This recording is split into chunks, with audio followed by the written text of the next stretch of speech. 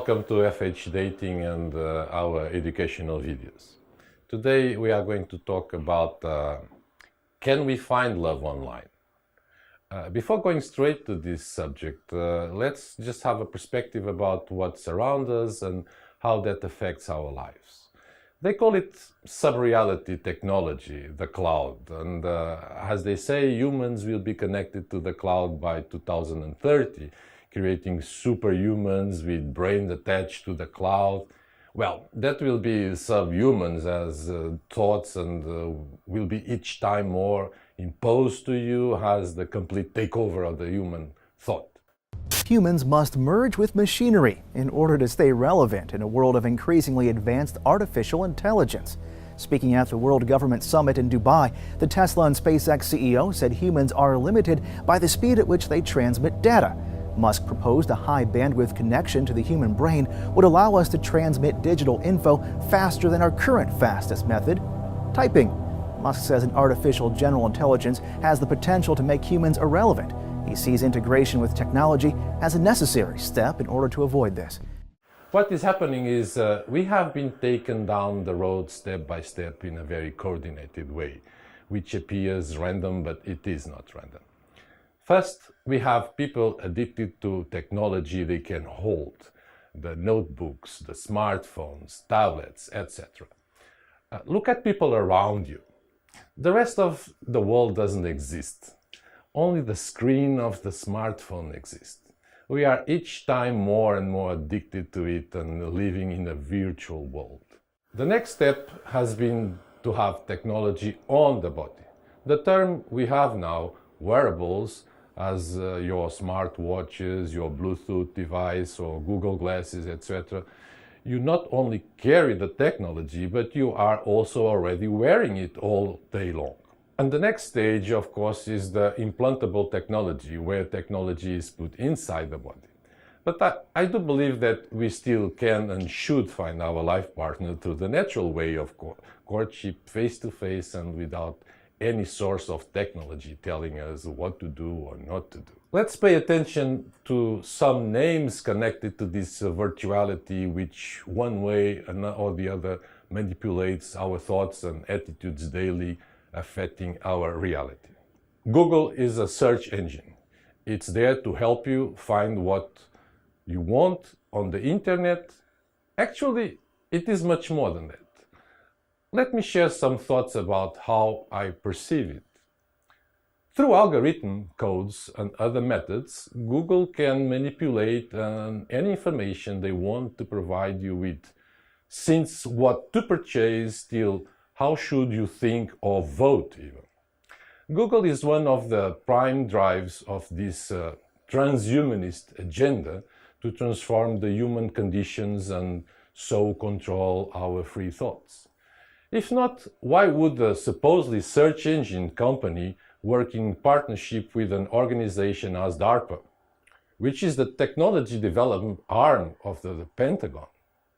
This is the organization that developed things like dead rays and ever more effective ways of killing, controlling people with high-tech surveillance and mind manipulation technology. If this brings you any curiosity or doubt, just search Google images for DARPA weapons or watch in YouTube and you will have the full picture. Google, for example, also took over of Boston Dynamics.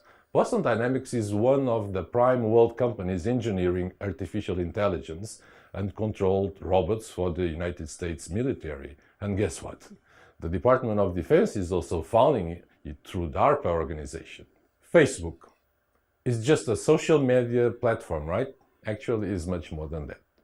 Facebook founder Mark Zuckerberg is funding with £40 billion for the development of technology with the potential to read human minds. When building a world communication platform where you are trolling people's lives because people themselves are telling you what their private lives are, it seems you are a good guy.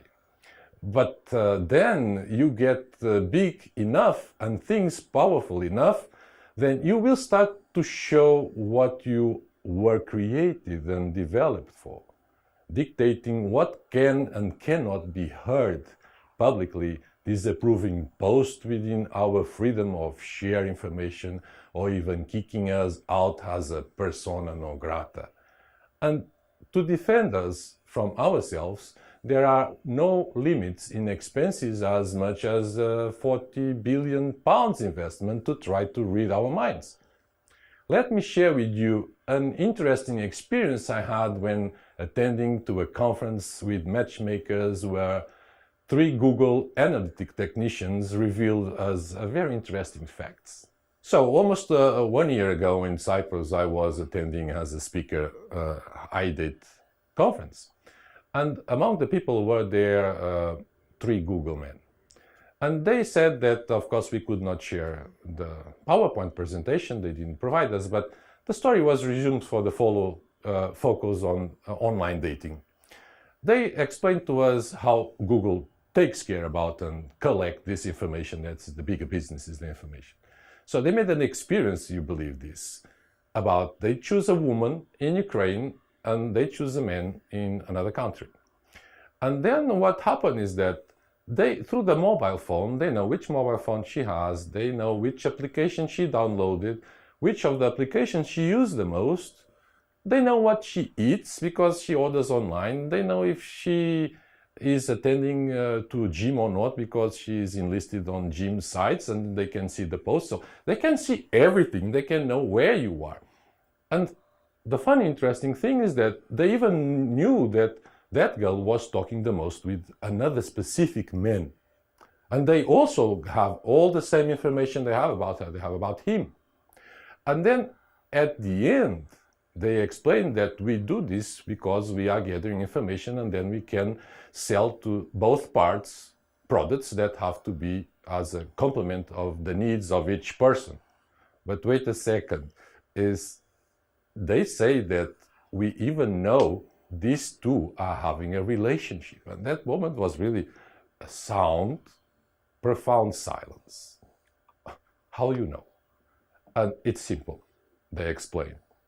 Our mobile phones just need to be connected, And having, as we all know, the email address, they know the location of the phone.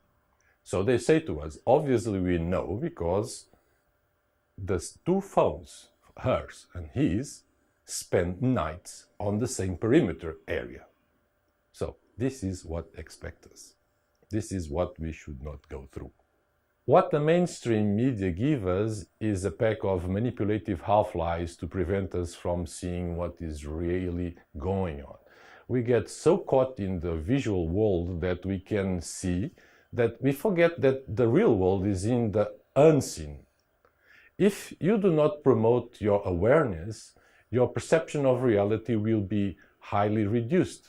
But if you expand your awareness and rationality, you will have a much wider perception of what online reality really is. Always keep in mind that if it looks too good to be true, then it is. The online dating system prevents you from such awareness, so you only see what your expectations somehow want to see, regardless the true identity or intentions from the women represented in those photos. Flooding you with female beauty and tender words, online dating makes it look easy, and this way manipulates your emotions and reactions, leading you to pursue the path the system wants you to follow under their control. You will be fascinated by the beauty represented in the photos. You will be amazed by the loving words you will read matching your expectations.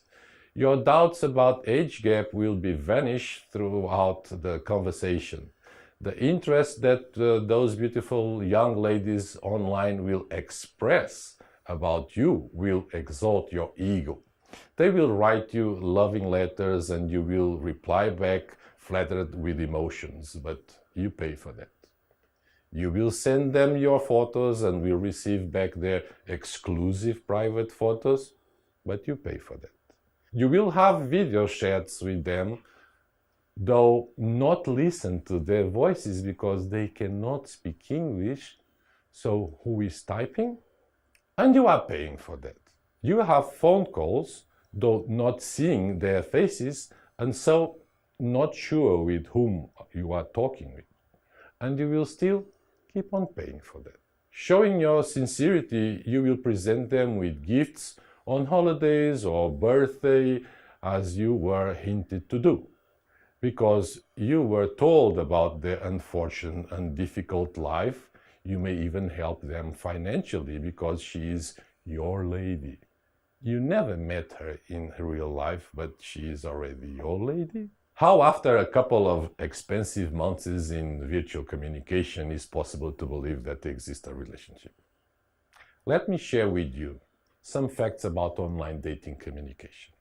Just watch this video. So let's think that we have this lady here that is enlisted on a website, or she's enlisted on a marriage agency, a local marriage agency. This lady, till she reads to the gentleman that will write back to her. She doesn't have any other possibility. She will enlist on a local agency.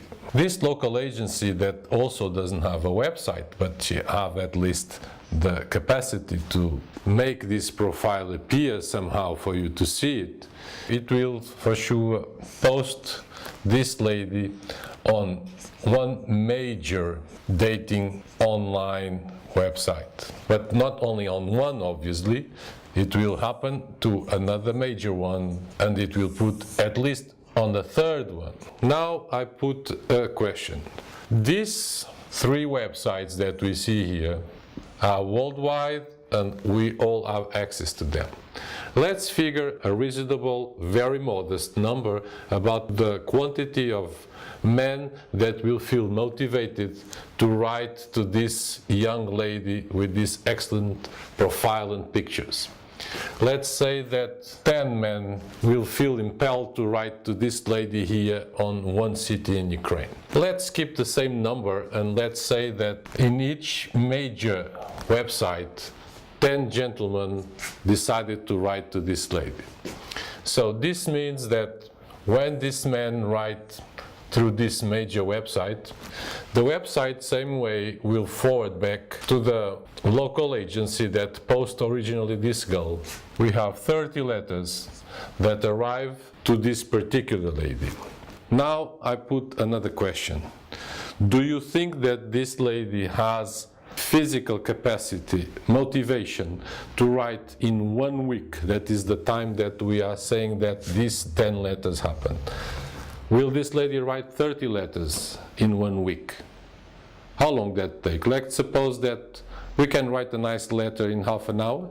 Every day she would have to spend 2 hours writing letters to 30 different men. This is completely absurd. It really doesn't happen. So what happened is, this local agency have a translator that will take care about these letters. And this translator will reply as fast as possible for you to feel motivated and impelled to write back again. These 30 letters will be posted and will follow the usual procedure back to these 30 gentlemen. Now let's see, are the agency profitable? You will make your own judgment. Let's also make again a very modest fee for each letter. That is not realistic, but I don't want to speculate. Let's say that each letter costs $5 for each man. This means that when these 10 men write back to this major website had an income of $50. All these letters bring a profit of $150. This $150 will be split in two, because the major websites, they have a commission of 50% of the income. This means that the local agency will receive $75 for these 30 letters. From the $2.50 that one letter gave to the agency, the translator received 45 cents. This already tells you something. One lady made $75 for this agency. This agency will have at least 100 profiles online. How much represent 100 profiles online? Replying back with all this modesty of quantity and fees. This will be, my friends, $7,500 in one single week. Are they profitable? This way they are profitable. This is 90% of the business of a dating agency. The same number that represents the amount of men that do not come to visit the country. Because all the men that write these letters, 90% of them never reach to visit Ukraine or Russia or any other country like this. So if we exclude letter writing from an agency, we have 10% of work that will be exclusively and restricted to meetings. Meetings that we all know that have a standard cost of $50. How many men represent this 10%? This 10% of visiting the country per week. This I leave to you to conclude if this $50 will sustain the agency. Let's come back to the real world and analyze things from a global perspective about what's around us. It's like in politics, we commit to our beliefs and support the candidate to have a reward. But such reward are always tomorrow. Accept austerity now, say the politician, and you will have your reward tomorrow. Or like doing what religion says now and then you will have your reward tomorrow. It's like a boss dangling a carrot for the employee. It's always tomorrow. It is never now and it is never today. The online dating system is not much different from that. Persuading, holding you online and inducing you to prove your commitment, reciprocation, all those loving letters so you can reach your lady's rewards tomorrow. How do we pursue it in life? With facts, sincerity, credibility, authenticity. For someone to persuade you, you need to know what that person cares about you. Do online dating sites personally shows you they care? Does anyone tell you what to do or not to do? Or who are those ladies in the photos besides? Please add some more credits to communicate with this lady. Then how can they persuade you? When dating online, you persuade yourself seeing and believing in what you want to see and believe, because all is prepared to lead you that way. It's a kind of problem reaction solution technique used all over the world since ever. They know the significant problem happy marriage versus divorce rates represents in our days. The internet became the best tool to shorten distance and provide us with much wider offerings. But on the internet, we navigate alone and by our own risk, exposing ourselves to a virtual world where we cannot be sure of its authenticity. The system studied us and is aware of our need. Remember the Google Analytics example I shared with you before. The system knows what our expectations trigger emotions, and emotions induce to fragility, creating this way the best situation to persuade us to follow the path they want us to follow.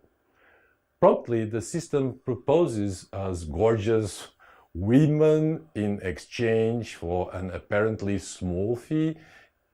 Is online dating truly focused on helping you finding the legit life partner or just a dream seller? Are those photos real or misrepresented? Are those women writing you or someone on their behalf? Is it true that the age gap is not a problem for those women? Are they really interested and ready to relocate so easy? By the lack of awareness, many men do not ask the question if dating online is a real solution. The well-elaborated marketing leads that target men to only focus on the hypothetic success that such shortcut solution may bring. But the truth is, there are no shortcuts when searching for a wife abroad, especially when she lives thousands of miles away. has an entirely different background and culture and does not speak the same language as you? Why do men believe all these obstacles can be easily overpassed by staying months or years chatting online? There are no virtual love relationships which can lead to a successful marriage without a physical interaction from both parts. Maybe one day the cloud will download into people's brains how to behave or think regardless their inner self. But still, it will never be possible to download the wife.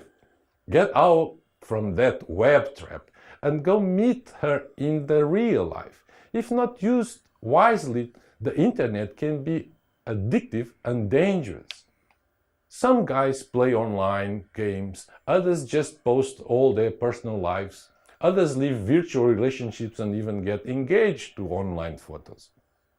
The internet is a useful tool to find what we need and to go from there, not stay there. If we search for a car, we use the internet to find the dealer, but do not avoid going personally to see the car. Why, when searching for a life partner, we think we can do it staying online? The online dating spectrum is a very deceptive scenario, as people often lie behind the screen, hiding their true selves. A lot of people will say they are looking for a relationship when, in fact, they are not. Many people put pictures of themselves in their online dating profiles of when they were younger and thinner or more attractive. People change, they age, they gain weight, they modify their looks, whatever. And that is what they should be showing, their real self, if they want to be equally correspondent in sincerity. Otherwise, it won't pass from another online game.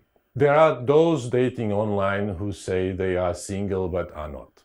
They are in one way or another attached, married, in a relationship, living with a partner, or has Facebook curiously proposing their relationship options. It's complicated. Yes, complicated to understand. Almost everyone lies about their body type, whether it's their height or weight or sick, they lie. Too skinny, too fat, not thin enough. You want to show your best self, right? So show your true self and don't lie. People are typically looking for someone with some stability. Lying about what you do and what you have is misrepresenting yourself. Like those who are in between jobs or unemployed or perhaps not so fancy of a job title. Another problem is the person who brags about what they have. All they talk about is how much money they have and what they have accomplished.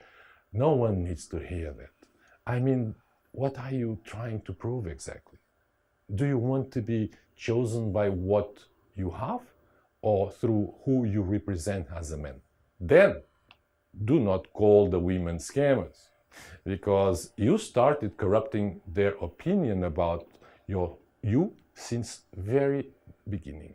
90% of the men who use online dating, paid correspondence, never reach to leave their home countries and visit those women they are in touch with. And this is a proven fact. If you are in the other group of the 10% of the men who are serious about meeting a legit woman and recognize the importance and added value of having a matchmaking helping in screening those women and defending your interests, promoting yourself locally and personally to them, then I believe this video was helpful and made sense to watch. Select a company in the country where you intend to search for the woman.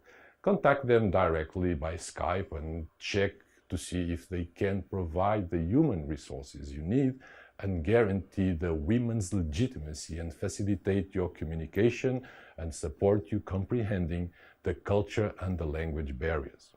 As soon as you gather some guarantees about your potential matches, visit them personally, supported by the company's knowledge. So, check all you can find online.